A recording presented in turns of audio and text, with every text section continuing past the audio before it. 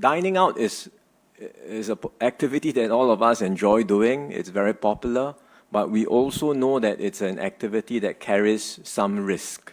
In fact, quite a bit of risk, because we are gathered together, large groups of people in an enclosed space without our mask on, and we have prolonged exposure to one another. And that's why we have put in place a whole series of safe management measures in F&B outlets to ensure the safety of everyone. I'm glad that most people, F&B operators and diners, most people are complying with these measures. But there are still a few breaches that we pick up literally on a daily basis. And they typically happen at the popular night spots. Not always, but very often at some of these popular areas.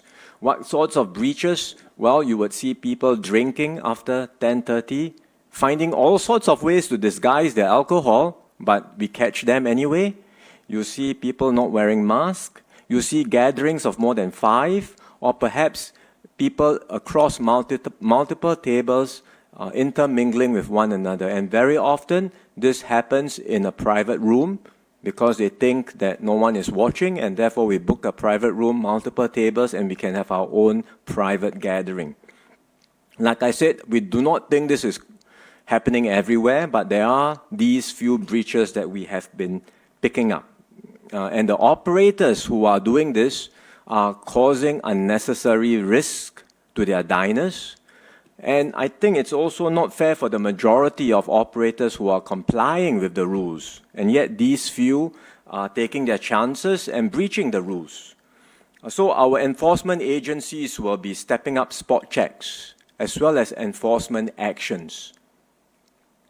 Up to now, the approach by enforcement agencies have been to issue a warning for a first offender.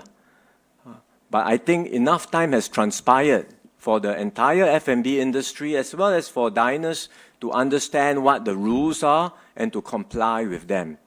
So from henceforth, the enforcement agencies will be stepping up their checks, and once they see an offence, be it by an individual or by an F&B operator, they will take action, even if it is a first offender.